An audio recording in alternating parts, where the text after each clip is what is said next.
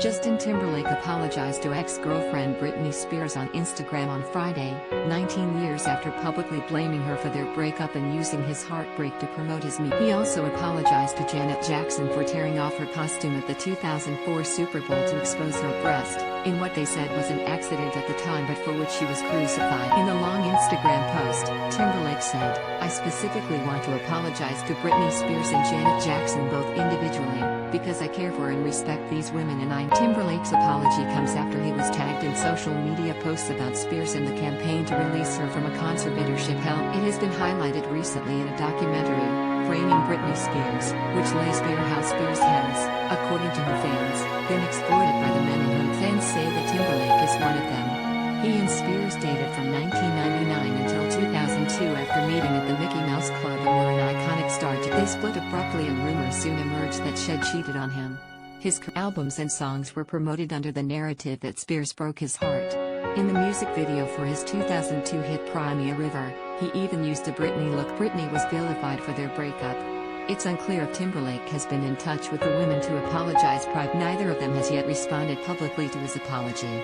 In a 2002 interview with Diane Sawyer, Sawyer asked her, "Has gone on television and pretty much said you broke his heart, you did something that caused him. What did you do?" Britney, then 21, replied, "We're both really young. It was kind of weird. I will always love him. Everyone has a side of their story and to make them feel a certain way, make them feel. I'm not saying has wrong and I'm not saying has right either."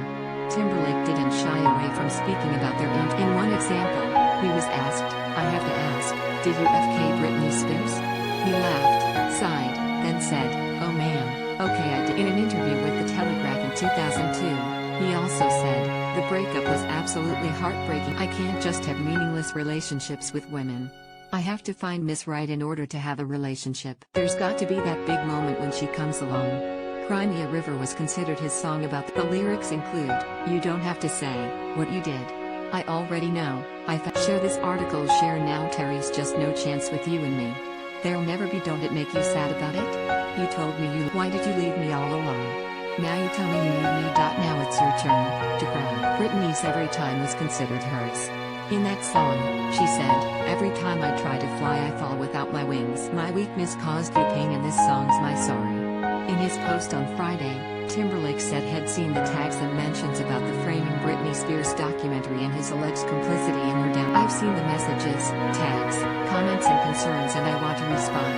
I am deeply sorry for the times in my life when my actions contributed to the problem, where I spoke out turn or did not speak up for. I understand that I fell short in these moments and in many others and benefited a system that condones misogyny and racism." He went on, "I also feel compelled to respond, in part, because everyone involved deserves better and most importantly, because this is a larger conversation that I wholeheartedly want to be a part of and grow. The industry is flawed.